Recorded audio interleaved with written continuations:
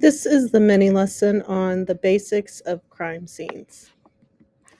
So, important vocabulary terms when talking about a crime scene. First, crime scene is any physical location in which a crime has occurred or is suspected of having occurred. The primary crime scene would be the original location of a crime or accident, so where it originally took place. The secondary crime scene would be an alternate location where additional evidence may be found.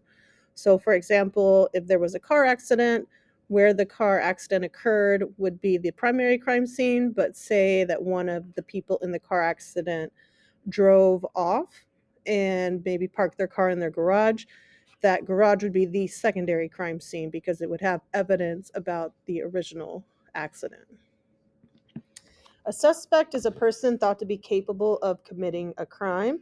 So, a person of interest is another way that they're talked about. Accomplice is the person associated with someone suspected of committing a crime.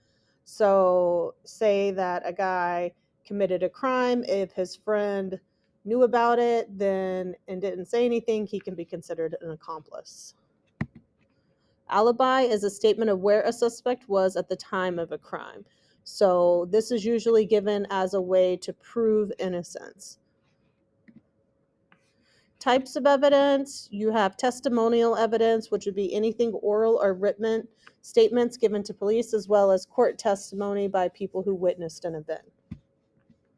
Physical evidence refers to any material items that will be present at the crime scene on the victims or found in a suspect's possession. For example, a weapon, stolen credit cards on the victim. It could be maybe the hair of someone that attacked them left behind, or DNA. Trace evidence refers to physical evidence that is found in small but measurable amounts, such as strands of hair, fibers, or skin cells. So the hair fibers and the DNA I talked about previously, that would be considered trace evidence. It's also physical evidence, but it's available in very small amounts, so trace evidence. So the evidence that they choose to collect at a crime scene for an investigation would be things that could prove that a crime has been committed, establish key elements of a crime, link a suspect with a crime scene or a victim, establish the identity of a victim or suspect, corroborate verbal witness testimony. Corroborate means to prove or to be like something that is, you know, that the person was telling the truth. So some other evidence that would back that up. Exonerate the innocent. Exonerate means to get people out of jail, and people that have been people that have been accused of committing a crime, evidence that would prove that they were innocent, maybe an alibi would exonerate them. And also evidence that gives detectives leads to work with in the case. So the crime scene personnel that you need to know, police officers are typically the first to arrive at a crime scene.